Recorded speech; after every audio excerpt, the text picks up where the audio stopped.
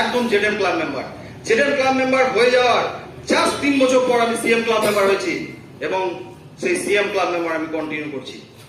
তো রাজস্ব স্তরে ট্রেনিং নেওয়ার জন্য আমাদের এখান থেকে গাড়ি ভাড়া করা হয়েছিল। টপ বেশ কিছু এজেন্ট বন্ধু গাড়িতে করে আমরা যাচ্ছিলাম 9-10 জন।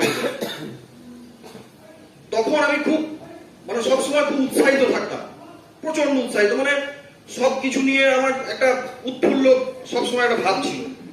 তো তখন সবে ন্যানো গাড়ি বেরিয়েছে। এই এজেন্সি পেশায় আসার পর থেকে আমার খুব বড় বড় চিন্তা ভাবনা, সমস্ত বিষয়ে আমি খুব উচ্চাকাঙ্ক্ষী ছিলাম। তো ওখানে গাড়িতে আমি খুব আনন্দ করে বলছি যে আমি 4 চাকা গাড়ি কিনবো, কারণ তার আগে ভাবতাম যে গাড়ি অনেক দামি ব্যাপার, ন্যানো গাড়িটা 1 লাখ টাকা দাম, এইটা আমি কিনতে পারবো।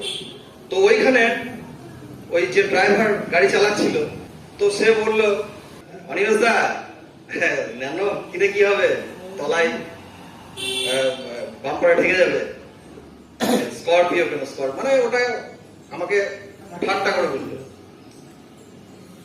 তো আমি ওইখানে টার্গেট নিলাম যে আমি 4 চাকা কিনবো, এবং তারপরে আমি জেডএম ক্লাব মেম্বার হওয়ার পরে আমি 4 চাকা কিনলাম।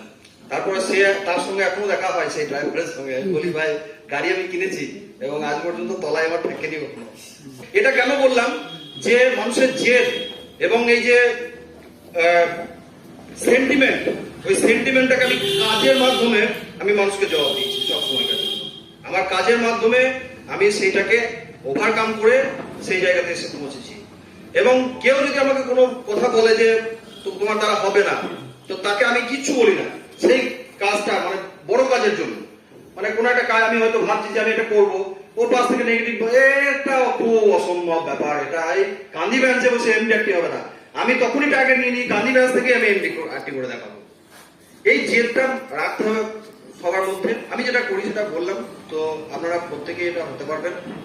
একবার এমডি একটি হওয়াটাই সব নয়, আমাকে এটা প্রতি বছর কন্টিনিউ করতে হবে, তবেই একটা ভালো জায়গায় পৌঁছানো যাবে। সাফল্য কোনো গন্তব্যস্থল নয়, সাফল্য হচ্ছে সবসময়কার জন্য একটা পরিক্রমা, ক্রমাগত উত্তরণ। তো আমি যদি ভাবি আমি আজকে এমডিআরটি হয়ে গেলাম, আমার সব হয়ে গেল না। Success is not a destiny, it's a journey. তো সেইভাবে আমি এগিয়ে যাব। আপনাদের প্রত্যেকের শুভেচ্ছা, ভালোবাসা এবং স্যারের আশীর্বাদ, আমার বৌদির আশীর্বাদ নিয়ে আমি আমার এইগুলোকে পাথেয় করে, আমাকে সবাই খুব ভালোবাসে, সবাই আশীর্বাদ করে। ছোট ছোট যে ঘটনাগুলো বললাম, ওগুলো তারা হয়তো আমাকে ভালোবেসে, তারাও হয়তো জানতো যে আমি এই জায়গায় আসতে পারবো। তাই সেগুলো মোটিভেশন হিসেবে আমি মনে করি। সেই মোটিভেশন নিয়ে আজকে আমি এই জায়গায় আসতে পেরেছি, প্রত্যেকের আশীর্বাদ। এজেন্টের মধ্যেও অনেকে আমাকে খুব আশীর্বাদ করতেন। তার মধ্যে নির্মলদার কথা না বললেই নয়, নির্মল ভট্টাচার্য, উনি সবসময় বলতেন যে এমডিআরটি তো তুমি হবেই অনিমেষ। আনন্দ দুলাল বন্দ্যোপাধ্যায় বলে একজন আছেন, আনন্দ কাকু, ওনারও ছেলের নাম অনিমেষ, ওই জন্য উনি আমাকে বেটা বলেন এবং আমাকে প্রচন্ড ভালোবাসেন। উনি সব সময় আমার মাথায় হাত দিয়ে আশীর্বাদ করে বলতেন যে এই কান্দি ব্রাঞ্চের মধ্যে যদি কেউ একজন এমডিআরটি হয়, সে তুমি হবে।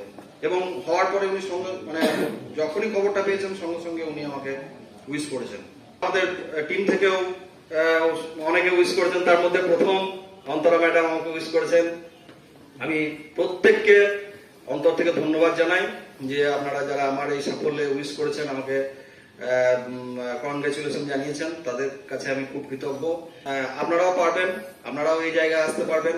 কারণ দেখুন, একজন যখন কোন একটা জিনিস অ্যাচিভ করে, তখন মনের বিশ্বাস জন্মায়।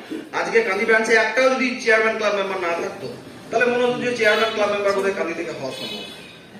কিন্তু যখনই সুভাষিস এমডিআরটি হয়ে গেল, তখন কিন্তু কান্দি ব্রাঞ্চের এজেন্টদের মধ্যে একটা ভাইব্রেশন ক্রিয়েট হলো যে না, এমডিআরটি কিন্তু হওয়া যায়, কান্দি ব্রাঞ্চ থেকে হওয়া যায়। এটা কিন্তু একটা ব্যাপার। তো আমাদের টিম থেকে যখন আমি এমডিআরটি হয়েছি, তো আপনাদেরও এটা বিশ্বাস জন্মাতে শুরু করবে আস্তে আস্তে। এই ইউনিট থেকে তো অবশ্যই হওয়া যায়, কারণ এমডিআরটি হওয়ার জন্য আর কিছু করতে হবে না, আমার কথাও শোনার দরকার নাই। স্যার যা যা বলেন সেটাকে ফলো করুন, তাহলে এমডিআরটি হওয়া যাবে। কারণ আমি ওনার কথা ফলো করেই কিন্তু এমডিআরটি হয়েছি। এর আমার স্বীকার করতে বিন্দুমাত্র লজ্জা নেই। কারণ দেখুন, আপনি যতই বড় হয়ে যান না কেন, গুরুকে যদি না মানা হয়, সে বড় কিছু সাফল্য অর্জন করতে পারে, আমি মনে করি এটা। এবং আমি ওনাকে মানে যতদিন বেঁচে থাকবো গুরুর আসনে বসিয়েছি, মানে গুরুর থেকে তো কাউকে নামিয়ে দেওয়া যায় না, গুরুর গুরুত্ব তো কখনো কমে যায় না।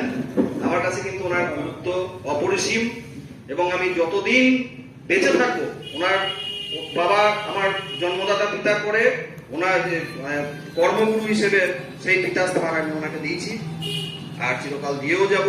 উনি যা বলবেন আমি শুনবো এবং আবার এবছরও ওই এমডিআরটির টার্গেট অ্যাচিভ করার আমি চেষ্টা করব। এই বলে আমি প্রত্যেককে নমস্কার জানিয়ে আমি আমার বক্তব্য শেষ করছি।